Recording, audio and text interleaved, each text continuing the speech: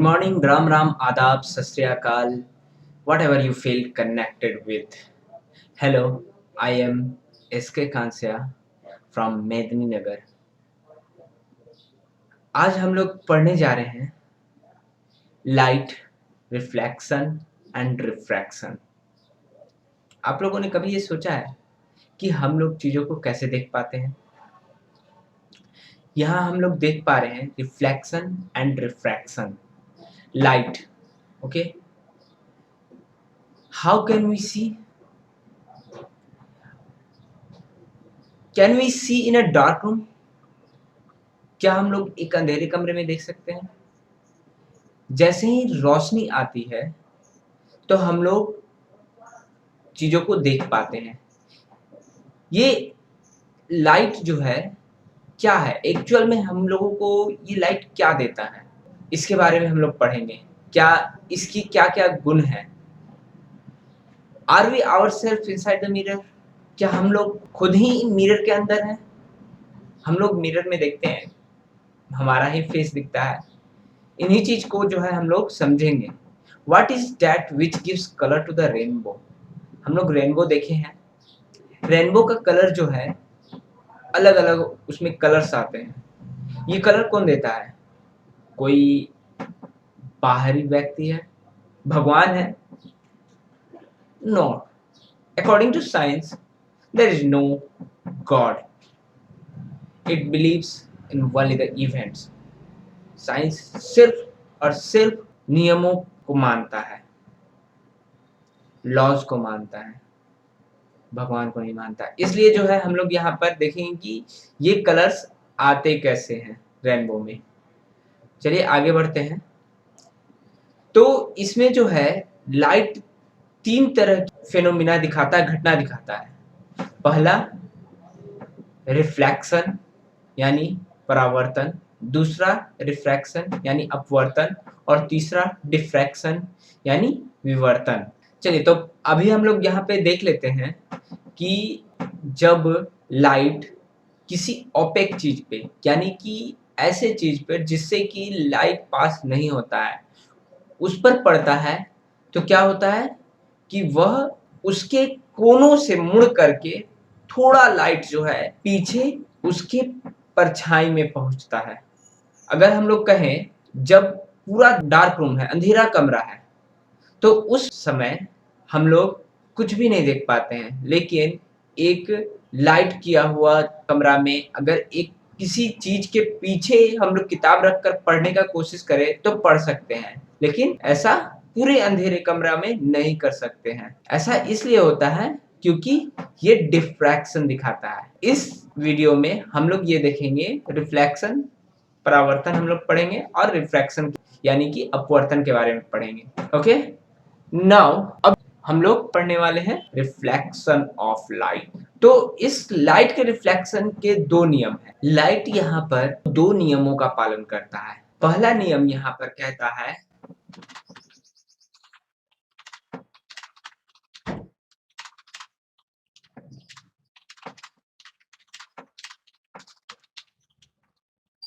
पहला नियम यहाँ पे कह रहा है the angle of incidence is equal to the angle of reflection. थोड़ा इसे जो है हम लोग इस तरीका से समझ लेते हैं। ये हमारे पास एक मिरर है, प्लेन मिरर है, ओके। अब इस पे जब कोई लाइट पड़ रहा है तो ये एक टेंडेंसी इसका होता है। इसका ये टेंडेंसी होता है कि ये सीधा इस जगह का एंगल जो कि एंगल ऑफ इंसिडेंस यानी कि आई कहा जाता है और इस जगह का एंगल जो कि एंगल ऑफ रिफ्लेक्शन कहा जाता है, ये दोनों बराबर होता है। ठीक है? इसका दूसरा नियम के पर अब चलते हैं। आई होप इसमें कोई प्रॉब्लम नहीं है। अगर आप लोगों को कोई प्रॉब्लम इसमें आ रहा है तो आप लोग कमेंट करके पूछ सकते हैं। ठीक है? दूसरा नियम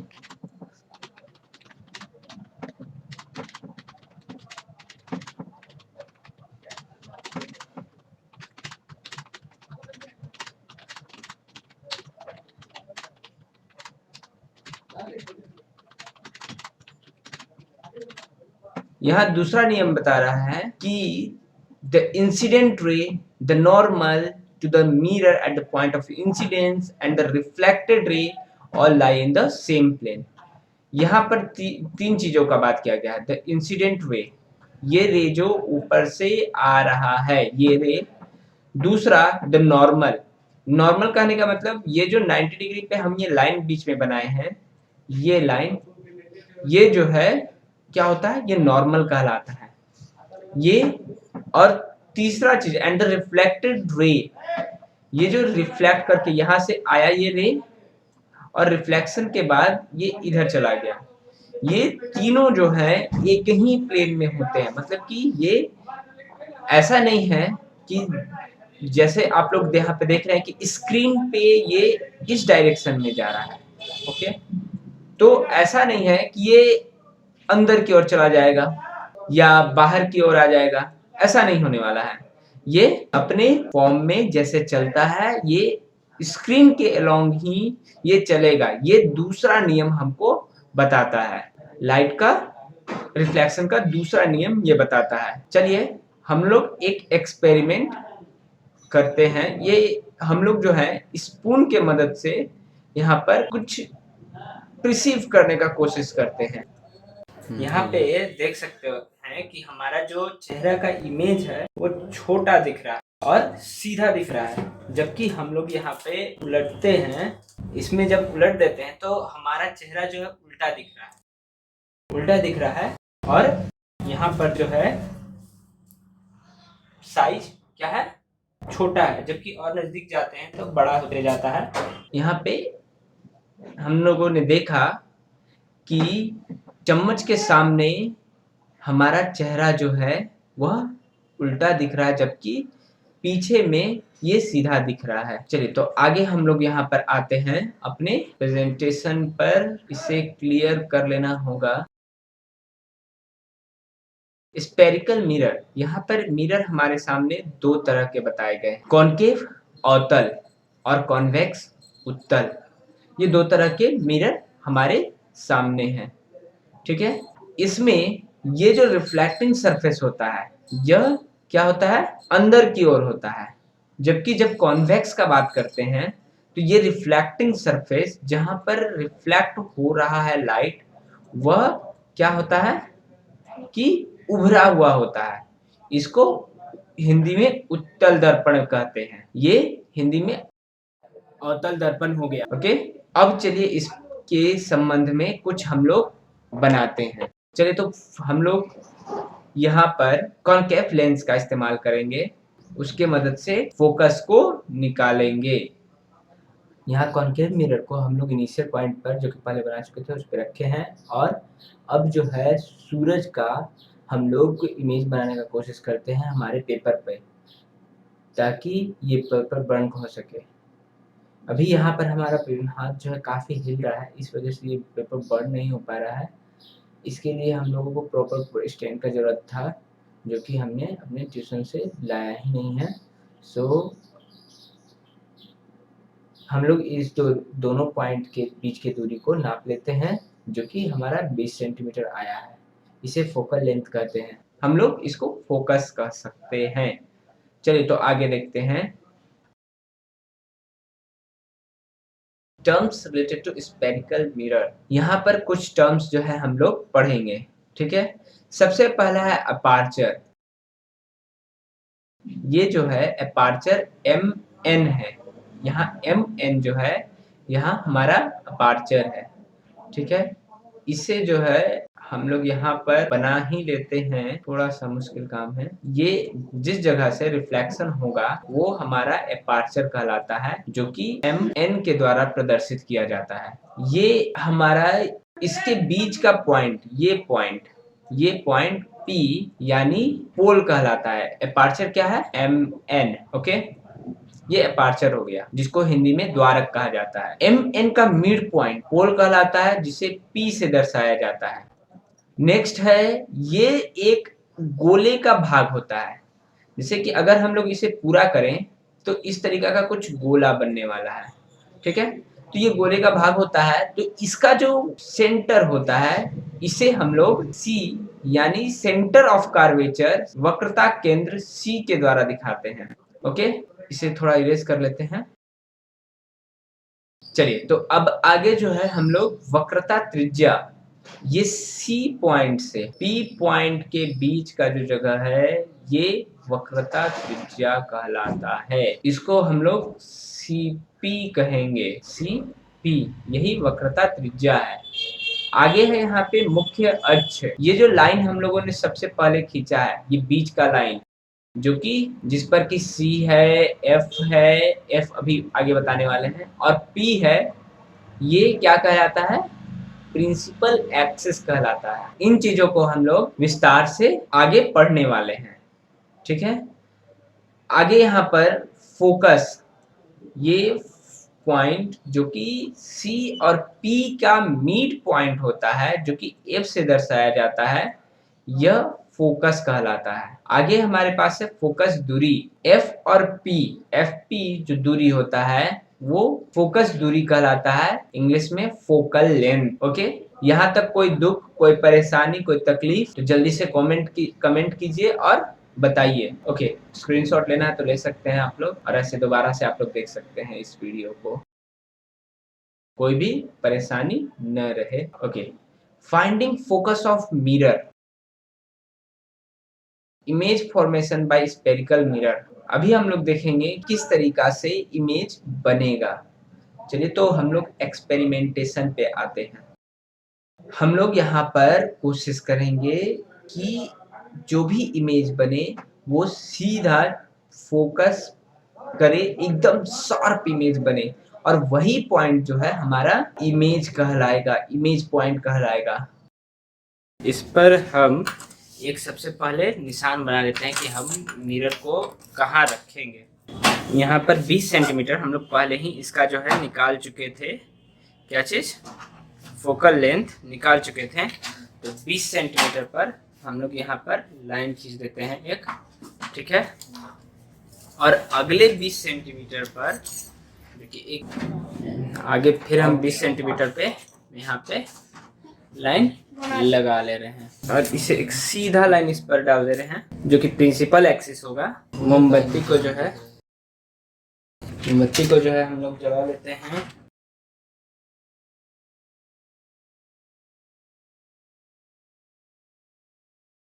तो अब लाइट, ये देख रहे हैं हम लोग का इमेज जो एकदम यहाँ पर शार्प इमेज हमारे सामने आ रहा है। ये उल्टा बना हुआ है, ठीक है, जो कि हम लोग देख सकते हैं कि सी और एफ के बीच में है, एफ और सी के बीच में था। अब इसे जो है हम प्रॉपर सी पर ले आते हैं ऑब्जेक्ट, ओके।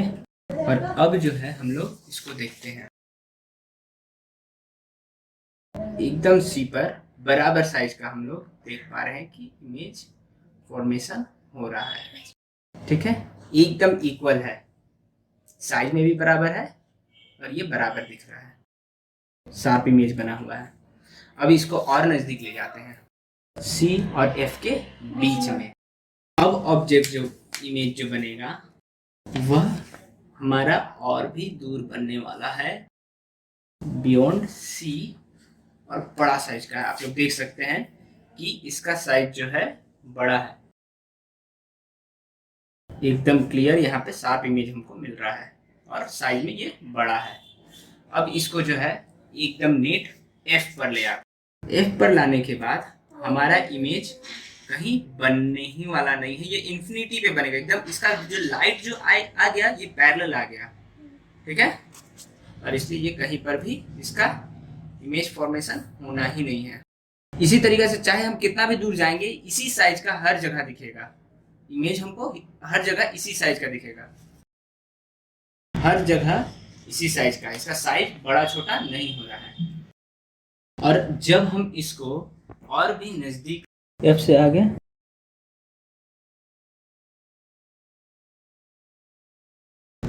ये जो है बड़ा साइज का दिख रहा है, हमारा कॉनकेव लेंस ही जो है इमेज बड़ा बना रहा है। मोमबत्ती का आप साइज देख सकते हैं कि छोटा है, जबकि उसका साइज बड़ा है। अब जो है इसमें हम लोग कॉन्वेक्स मिरर डालते हैं इसके जगह पे। इसमें सी और एफ हम लोग नहीं देख सकते हैं क्योंकि इसका जो सी और एफ है वो पीछे की तरफ होता है। इसमें इमेज जो है हमेशा एकदम छोटा बनेगा, चाहे हम इसका दूरी कुछ भी कर लें। ये जो इमेज हम लोग मिरर के अंदर देख रहे हैं, ये वर्चुअल इमेज है, जबकि मिरर के बाहर जो इमेज बन पाया था, जो स्क्रीन पर देख पा रहे थे, कागज पे बना कर देख पा रहे थे, वह रियल इमेज था, जो कि सफेद स्क्रीन पर देखा जा सकता है। Okay, next, rays for representation of image formation. Image formation के लिए किन किन रेज का इस्तेमाल हम लोग करते हैं? तो पहला रेज हम लोग पढ़ेंगे कि जो पैरेलल जाता है, जो पैरेलल जाता है वो फोकस को काटता है इस तरीका से। ठीक है, इस फिगर में ये कॉन्वेक्स मिरर में फोकस तक तो कोई रे जा नहीं सकता है क्योंकि ये अपोजिट साइड में है, ये जो है अपोजिट साइड में है। तो होता क्या है कि यहाँ से डॉटेड जो है हम लोग लाइन बनाते हैं और इसको जो है हम लोग इस तरीका से पीछे की ओर ले जाते हैं। इस रे का इस्तेमाल हम लोग करते हैं किस लिए? इमेज फॉर्मेशन के लिए। ठीक है, आगे जो है हम लोग देखते हैं कि जो रे फोकस को काटता है, फोकस को जो काटेगा वो पैरेलल चला जाएगा, इस तरीका से पैरेलल चला जाएगा, ये होता है। और इसमें जो है फोकस को एक्चुअल में तो काट नहीं सकता है, तो it seems to cut the focus, ऐसा लगेगा कि फोकस को काट रहा है। ठीक है, और यहाँ पर से जो है पैरेलल चला जाता है फोकस को काटने के बाद। ठीक है, इट सीम्स ओनली, ऐसा लगता है कि वो काट रहा है, लेकिन एक्चुअल में वो काटता नहीं है कॉन्वेक्स मिरर में। इसमें जितने भी चीज इधर कॉन्वेक्स मिरर में आएंगे सब में सीम्स लगा हुआ रहेगा, मतलब कि ऐसा लगता है। ठीक है, आगे यहाँ पर हम लोग देखते हैं कि जो सेंटर ऑफ कर्वेचर से पास करता है, जो रेज सेंटर ऑफ कर्वेचर से पास करता है, वह पास करने के बाद सीधा अपना रास्ता वही चुनता है और वापस निकल लेता है। किधर की ओर? अपने उसी रास्ते से वापस घर की ओर निकल लेता है। इसमें भी वही चीज होने वाला है, ये इस तरीका से गया और यहाँ पर वापस इधर चला आया है, उसी रास्ते से वापस चला आएगा। ठीक है, आगे हम लोग देखते हैं, इस रेस का इस्तेमाल तो होता नहीं है, लेकिन फिर भी जो है बता देते हैं, इस रेस का इस्तेमाल नहीं होता है। इसमें क्या होता है कि रेस जो है पोल पे टकराते हैं और उस एंगल को लेते हुए, किससे? प्रिंसिपल एक्सिस से उसी एंगल को लेते हुए वापस चले जाते हैं, आई और यहाँ पर हो गया आर, जो दोनों बराबर होता है, जैसा कि हम लोग पढ़े थे लॉज ऑफ रिफ्लेक्शन में, पहले नियम में हम लोग जैसा कि पढ़े हुए थे। इसमें भी वही चीज होने वाला है, लेकिन इन रेज का इस्तेमाल नहीं किया जाता है। आगे हम लोग पढ़ेंगे कि किस तरीका से क्या क्या रेज बनते हैं। ठीक है, और आगे बढ़ते हैं, रे डायग्राम्स। अब हम लोग जो है यहाँ पर रे डायग्राम बनाने वाले हैं। तो सबसे पहले सबसे दूर से शुरू करते हैं, कहाँ से? इन्फिनिटी से। रेज आता है, फोकस को काटता है, रेज आता है, फोकस को काटता है, इस तरीका से ये चलता रहता है। ठीक है, तो यहाँ पे हम लोग कह सकते हैं कि ये जो रे बन रहा है यहाँ पर, वो यहाँ पर जो रिफ्लेक्शन के बाद रेज जो है वो फोकस पे कट रहा है। ठीक है, तो फोकस पे कट रहा है, यहाँ पर इमेज जो बनेगा वो पॉइंट साइज्ड बनेगा। ठीक है, यहाँ पर लिख देते हैं,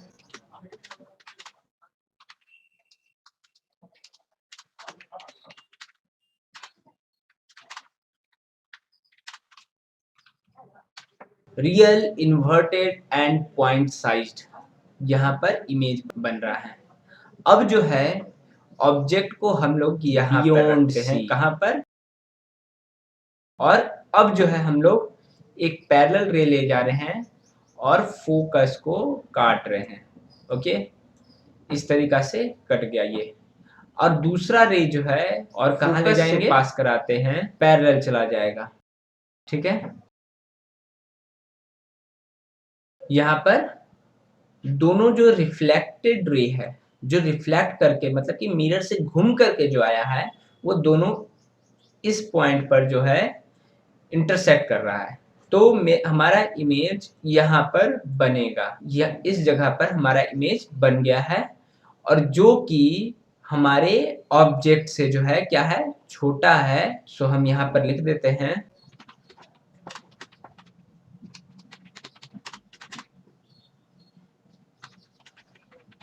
हमारा यहाँ जो इमेज बन रहा है रियल है, इन्वर्टेड है और स्मॉलर है।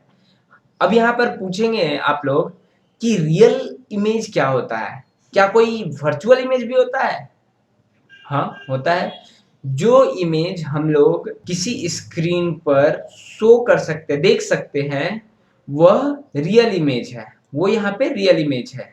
ठीक है, और जिस इमेज को हम लोग किसी स्क्रीन पर नहीं देख सकते हैं, वह क्या होता है, वर्चुअल या इमेजिनरी इमेज कहलाता है। और इन्वर्टेड कहने का मतलब हम लोग देख सकते हैं कि इसका जो एरो है, इस जगह पर एरो जो है ऊपर की ओर है, जबकि यहाँ एरो जो है नीचे की ओर है। ये इन्वर्टेड यानी उल्टा हो चुका है। और इसके बाद है स्मॉलर यानी कि छोटा। हम लोग देख सकते हैं कि ऑब्जेक्ट का साइज यहाँ पर बड़ा है, जबकि इमेज का साइज छोटा है, कुछ इस साइज का है। तो इसलिए ये क्या हो गया, स्मॉलर हो गया। अब आगे हम लोग बढ़ते हैं। जब ऑब्जेक्ट कहाँ है, एकदम नेट जो है किस पॉइंट पर है, सी पर है, तब हमारा इमेज कहाँ बनने वाला है, तो रेज जो है सीधा जाएगा और फोकस को काटता हुआ निकल जाएगा। और ये दूसरा रे जो है हम लोग यहाँ पे ले गए और ये गया दूसरा रे, क्योंकि इसमें इमेज जो है नेट सेंटर ऑफ कार्वेचर पर ही बनता है। ओके, लगभग बन चुका है और यहाँ पर हमारा इमेज बन जाएगा। अब ये जो इमेज है हम लोग देख सकते हैं कि इसका साइज जो है एकदम बराबर है। ठीक है, कितना है, रियल है, ये इमेज भी रियल है, इन्वर्टेड है।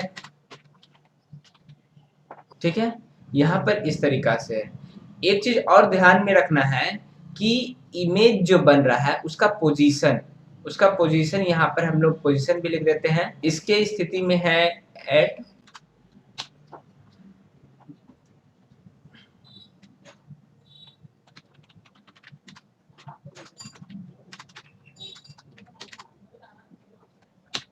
बिटवीन सी एंड एफ, इस स्थिति में है, और यहाँ पर जो है एट सी हो जाएगा। अब आगे हम लोग बढ़ते हैं, थोड़ा सा और नजदीक जाएंगे, किधर, मिरर की ओर, और ऑब्जेक्ट कहाँ बनाएंगे, बिटवीन सी एंड एफ। यहाँ पर ऑब्जेक्ट बना लिए हैं, यहाँ पैरेलल गया और ये फोकस को काटते हुए निकल गया। ठीक है, अब जो है एक रे हम लोग यहाँ पर ये फोकस से पास करा दिए और पैरेलल निकल गया, और थोड़ा सा आगे बनेगा, बियॉन्ड सी, थोड़ा सा दूर बनेगा, किसके, सी से परे बनेगा, अलग। ठीक है, इसका जो इमेज है उसके बारे में अब लिख लेते हैं यहाँ पर।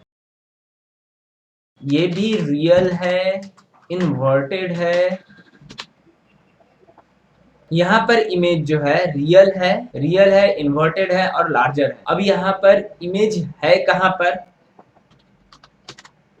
बियॉन्ड सी, इमेज हमारा बियॉन्ड सी है, सी से परे है, दूर है। ठीक है, अब हम लोग ऑब्जेक्ट को जो है कहाँ पर डालते हैं, फोकस पे, पैरेलल गया और कहाँ चला गया, फोकस को काटते हुए चल गया।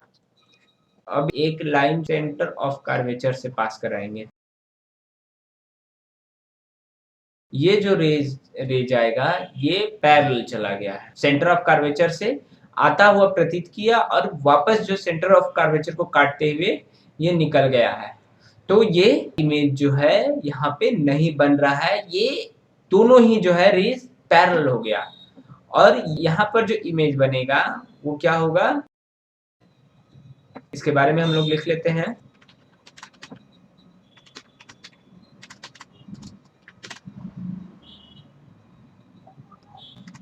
यहाँ पर जो इमेज बनेगा रियल है, इन्वर्टेड है और बहुत बड़ा है, वेरी लार्ज इन साइज, क्योंकि इसका जो इमेज बन रहा है वो बहुत ही दूर बन रहा है, इसलिए ये वेरी लार्ज इन साइज हो गया। ओके, एक और चीज इसमें लिखना है वो ये कि ये जो इमेज बन रहा है वो इन्फिनिटी पे बन रहा है।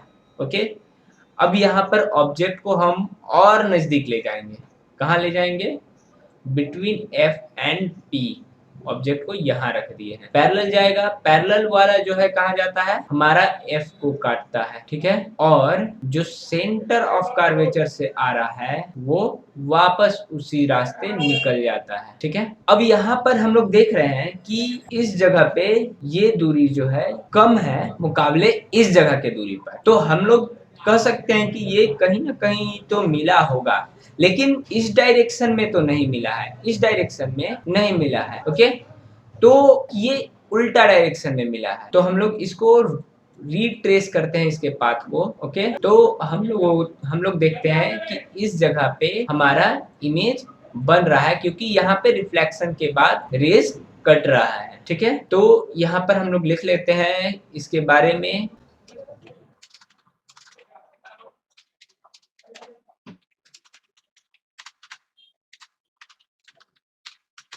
Virtual, erect and magnified. और इमेज है कहाँ पर, तो इमेज हमारा यहाँ पर behind behind the mirror. Okay, अब जो है हम लोग आगे चलते हैं। तो यहाँ पर कोई दिक्कत, कोई परेशानी इन रे डायग्राम्स में कुछ नहीं होना चाहिए। ओके, तो अब जो है हम लोग के ऊपर खड़े हैं छत पर। ये हमारे हाथ में एक कॉन्वेक्स मिरर है जिसकी सहायता से अभी हम इमेज को बनाएंगे। ये हमारे हाथ में ये पेंसिल है, इसे जो है ये देखिए, जैसे जैसे दूर जा रहा है हमारा पेंसिल काफ़ी छोटा होते जा रहा है। ये पेंसिल जो है, पेंसिल को हमको देखना है मिरर की मदद से।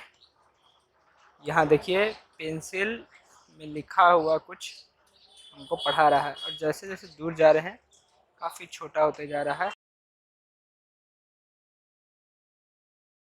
ठीक है। यही इसमें हमको देखना है। ओके,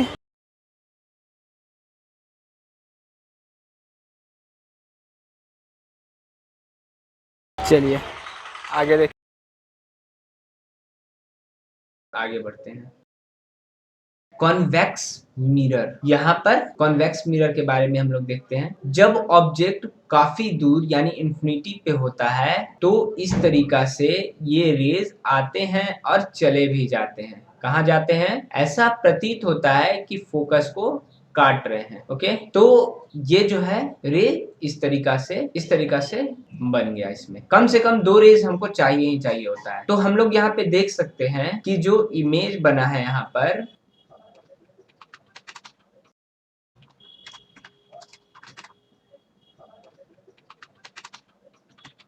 यहाँ पर इमेज जो है वर्चुअल, इरेक्ट और पॉइंट साइज है। और यहाँ पर इमेज कहाँ बना हुआ है, तो एट। ओके, अब यहाँ पर आगे बढ़ते हैं। तो इसमें हम लोग कहीं पर इमेज रख देते हैं, क्योंकि इसमें इस साइड तो इसमें न फोकस है, न रेडियस ऑफ कर्वेचर है, न सेंटर ऑफ कर्वेचर है। तो ऑब्जेक्ट यहाँ पे रखे और फोकस को काटता हुआ ये चल देगा। ओके, इस तरीका से। और एक और हमको चाहिए होता है, वो ये हम लोग बना लेते हैं कि फोकस को जाता हुआ ऐसा लग रहा है कि फोकस को जा रहा है और ये काट के पैरेलल निकल गया यहाँ पे। तो जब हम लोग इसके पाथ को रिट्रेस करते हैं तो हम लोग फाइंड आउट करते हैं कि इस जगह पे हमारा यहाँ पर इमेज हमारा बन रहा है। ओके, तो अब जो है हम लोग यहाँ पर इसके बारे में लिख लेते हैं क्या क्या चीजें हैं।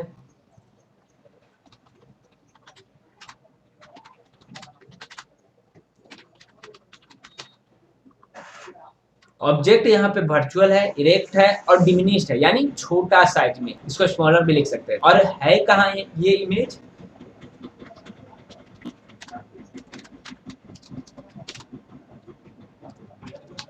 बिटवीन पी एंड एफ, यहाँ पर इमेज है हमारा। ओके, अभी हम अलग अलग तरह के मिरर से इस सामने वाले पेड़ को, ये जो सामने देख रहे हैं, ये पेड़ जो है हम लोग देखने का कोशिश करेंगे इस मिरर से। लोग क्या पूरा पेड़ देख पा रहे हैं? का एकदम नहीं देख पा रहे हैं। अब छोटा मिरर का इस्तेमाल करते हैं और इसकी मदद से हम देखने का कोशिश करते हैं। नहीं देख पा रहे हैं हम, ये इसके लिए काफ़ी बड़ा हो जा रहा है। हम लोग इसका इमेज नहीं ले पा रहे हैं इस पेड़ का। ओके, अब जो है हम लोग कॉन्वेक्स मिरर का इस्तेमाल करके, यानी अवतल दर्पण का इस्तेमाल करके उसके फिगर को देखने का कोशिश करेंगे। ये एक छोटा सा मिरर है जो कि उस वाले मिरर के साइज से काफ़ी छोटा है। ये हम जो हैं इसकी मदद से पेड़ को देख रहे हैं। ये पेड़ काफ़ी कुछ साइज हम लोगों को इसका दिख रहा है, काफ़ी ज़्यादा दिख रहा है, जब इसकी सभी लगभग शाखाएं दिख रही हैं अभी हमें, ठीक है। जबकि दोबारा से हम उस बड़े वाले मिरर को, प्लेन मिरर को, समतल दर्पण को इस्तेमाल करके देखते हैं। ये रहा हमारे पास समतल दर्पण की तो कुछ शाखाएं ही मात्र देख पा रहे हैं हम की मदद से। सो इसलिए जो है रियर व्यू मिरर के रूप में, पार्श्व दृश्य दर्पण के रूप में व्हीकल में इसका इस्तेमाल नहीं किया जाता है। कॉनकेव मिरर से अब पेड़ को देखने का कोशिश करते हैं, क्या इसमें दिख पा रहा है। इसमें तो कुछ पता ही नहीं चल रहा है, सब चीज़ उल्टा सुल्टा है। यहाँ नीचे जो है गाड़ी जो चल रही है उसे देखते हैं। ये देखिए, सब उल्टा सुल्टा है। तो यहाँ पर हम लोग उसका उपयोग देखते हैं। इतना सब चीजें हम लोग पढ़ें, लेकिन उपयोग इसका क्या है, कॉनकेव मिरर का और कॉन्वेक्स मिरर का क्या इस्तेमाल है। सबसे पहला यहाँ बताया गया है टॉर्च। टॉर्च में इसका इस्तेमाल किया जाता है। टॉर्च में किससे इस्तेमाल किया जाता है? लाइट को फोकस करने के लिए। लाइट जो वहां पे बन रहा है वो फोकस करने के लिए एक दिए हुए पॉइंट पे इस तरीका से। यहाँ पर बल्ब लगा हुआ है, ठीक है। यहाँ से लाइट जो है इस तरीका से जाएगा, चारों तरफ जाएगा भाई, जाना भी चाहिए। तब इस बल्ब का जो इमेज बनेगा वो सारा पैरेलल चला जाएगा। बल्ब को इस तरीका से सेट किया जाता है कि वो फोकस पे रहे, ठीक है। तो ये जब सारा पैरेलल जाएगा तो क्या होगा कि हमारा जो बल्ब का इमेज बनेगा वो इन्फिनिटी पे बनेगा, मतलब at any point on the screen screen जो है उसका किसी भी पॉइंट पर शार्प बनेगा, ताकि साफ साफ हम लोगों को दिखेगा। फिर सेविंग करने के लिए ये जो होता है, जब हम लोग कॉनकेव मिरर में बहुत ही नजदीक यानी कि फोकस और पोल के बीच में होते हैं तो ये इमेज को बड़ा दिखाता है। तो इसलिए जो है इसका इस्तेमाल सेविंग वगैरह करने के लिए भी किया जाता है। ये बड़ा दिखाता है। हम लोग लास्ट जो रे डायग्राम कॉनकेव मिरर का पढ़े थे उसमें ये देख सकते थे। और साथ ही साथ ये भी वर्क उसी पर आधार पे करता है। दांत का एक बड़ा तस्वीर देखने के लिए, फिगर देखने के लिए कॉनकेव मिरर का इस्तेमाल किया जाता है। ओके, अब जो है आगे बढ़ते सोलर कुकर। सोलर कुकर जो है दूर से आता हुआ जो लाइट है उसको क्या करता है, एक पॉइंट पर फोकस पर जो है क्या करता है, ले आता है, ठीक है। जिससे कि हमारा भोजन जो है जल्दी गर्म होता है और भोजन अच्छे तरीका से तैयार हो जाता है। यही हमारा कॉनकेव मिरर का इस्तेमाल है। और कॉन्वेक्स मिरर का इस्तेमाल बहुत ही कम है और इसे जो है हम लोग रियर व्यू मिरर के रूप में करते हैं। रियर व्यू मिरर क्या होता है? हिंदी में पश्च दृश्य दर्पण कहते हैं, जिससे कि हम लोग व्हीकल में यानी कि किसी भी गाड़ी मोटर में पीछे का देखने के लिए करते हैं। पीछे क्या हो रहा है, कि कौन गाड़ी आ रहा है नहीं आ रहा है, इसको देखने के लिए हम लोग इसका इस्तेमाल करते हैं।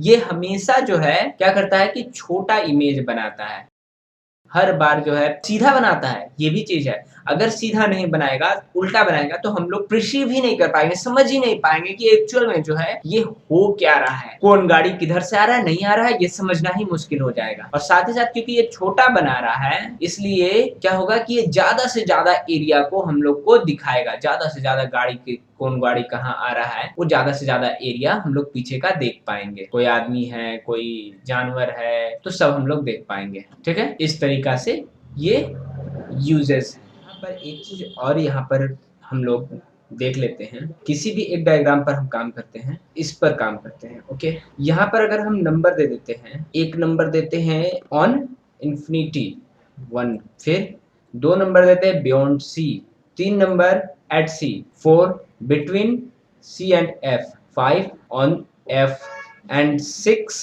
Eight F and P. Okay, और इस साइड जो है हम लोग एक पॉइंट दे देते हैं 0। ओके, अब यहाँ पर जब हम लोग पहले रे डायग्राम में देखे थे तो ऑब्जेक्ट हमारा इंफिनिटी पे था और इमेज बना था इस जगह पे F पर। ओके, तो दोनों नंबर को अगर जोड़ते हैं 1 + 5 तो हमारा कितना आ जाता है 6। ओके, अब आगे बढ़ते हैं 2 नंबर पे, यानी कि बियॉन्ड सी जब ऑब्जेक्ट को रखें तब हमारा इमेज बनता है एट पॉइंट 4 नंबर पे, means between C and F. तो यहाँ पर अगर 2 लिख देते हैं जो कि ऑब्जेक्ट का है 2 और प्लस कर लेते हैं कितना 4, तो हमारा बन जाता है 6। आगे बढ़ते हैं 3 नंबर पे जब ऑब्जेक्ट को रखा जाता है तो इमेज भी जस्ट वहीं पर बनता है 3 नंबर पे, तो यहाँ पर हम लोग 3 + 3 यहाँ पर जोड़ लेते हैं तो कितना बन जाता है 6। ठीक है, आगे बढ़ते हैं, यहाँ पर जब ऑब्जेक्ट को C और F के बीच में रखा जाता है तो इमेज बनता है हमारा बियॉन्ड C, जो कि इस वाले में है, 4th नंबर वाले में है। ठीक है, 4th नंबर पे जब इसको रखते हैं बिटवीन C एंड F तो हमारा इमेज कहाँ पर बनता है बियॉन्ड C, तो इसको भी जोड़ने पे हमारा 6 आता है। और आगे फिर बढ़ते हैं, जब F पर रखते हैं पॉइंट को तो यहाँ पर हमारा बनता है ऑब्जेक्ट बनता है इंफिनिटी पे यानी कि 1 पर। ओके, तो ये हो गया मेरा 6।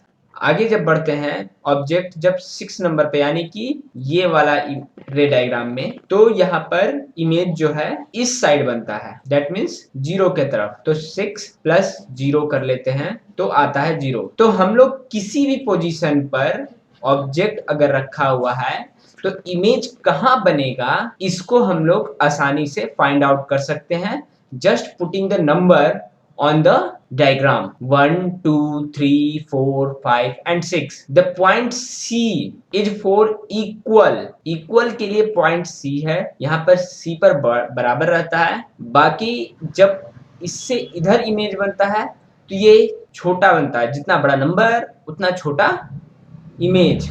ठीक है, और जैसे जैसे आगे बढ़ता है 3 नंबर जो है इक्वल है, देखो यहाँ पर क्योंकि दोनों 3 इक्वल दिखाया जा रहा है इसलिए यहाँ पर इमेज जो है इक्वल साइज का बनता है।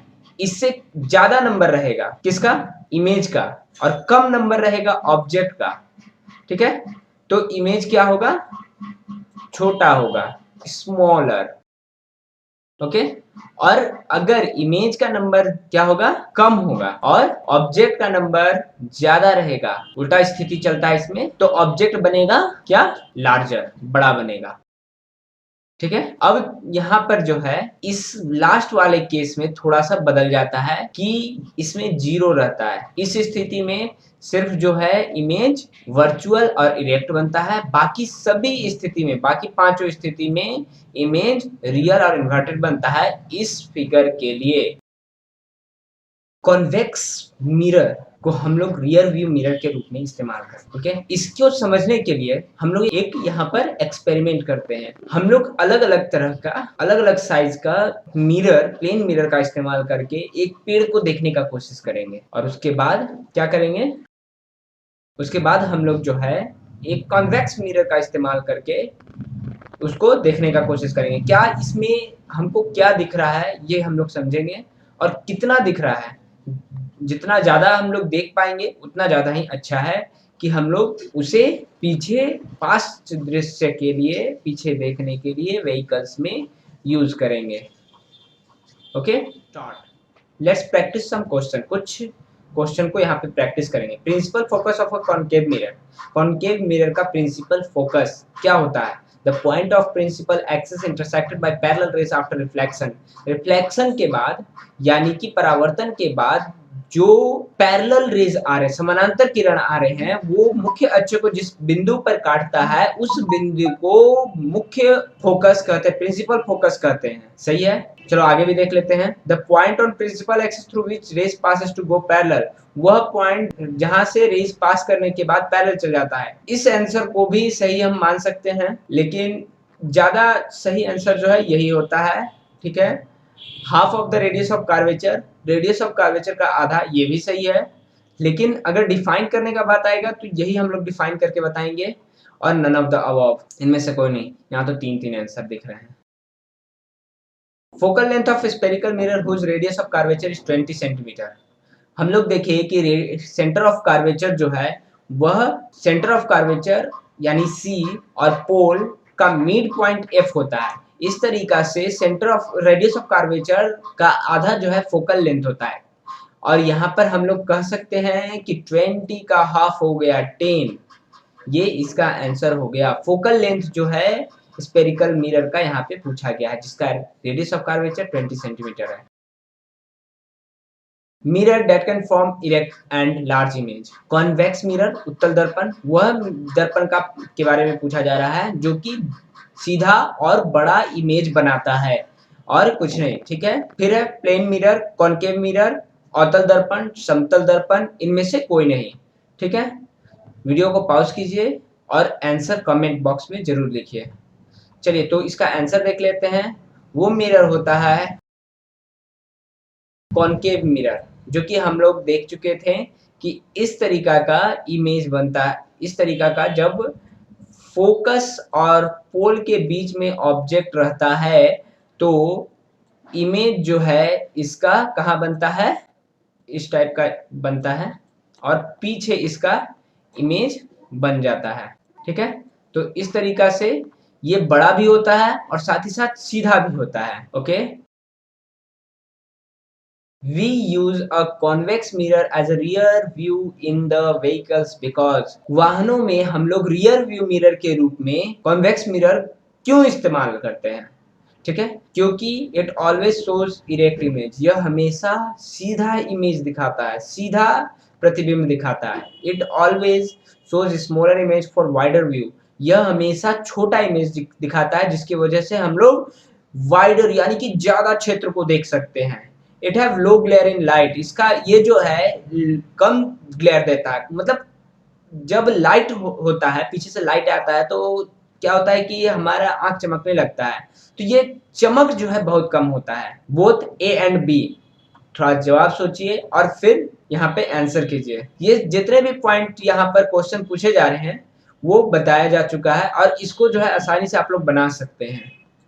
ठीक है, तो यहाँ पर आंसर है D, both A and B, दोनों ए और बी दोनों, क्योंकि ये सीधा भी दिखाता है और बड़ा भी दिखाता है, कभी भी ये छोटा इमेज नहीं दिखाता है। ओके, तो इसी के साथ जो है आपका ये खत्म हो गया आपका। ओके, तो हम जैसा कि आप लोग जानते हैं हमारा उद्देश्य हम बनाएं कुछ बेहतर इंसान, रॉबोट नहीं। ओके, तो इस उद्देश्य को पूरा करने के लिए आप लोगों से जो वो कीजिए, हमारे उद्देश्य को पूरा कीजिए, और जो भी प्रॉब्लम हो वो यहाँ पर आप कमेंट बॉक्स में लिख करके हमसे पूछ सकते हैं। जल्द ही हम लोग जो है लाइव क्लास भी करेंगे 100 सब्सक्राइबर हो जाने के बाद।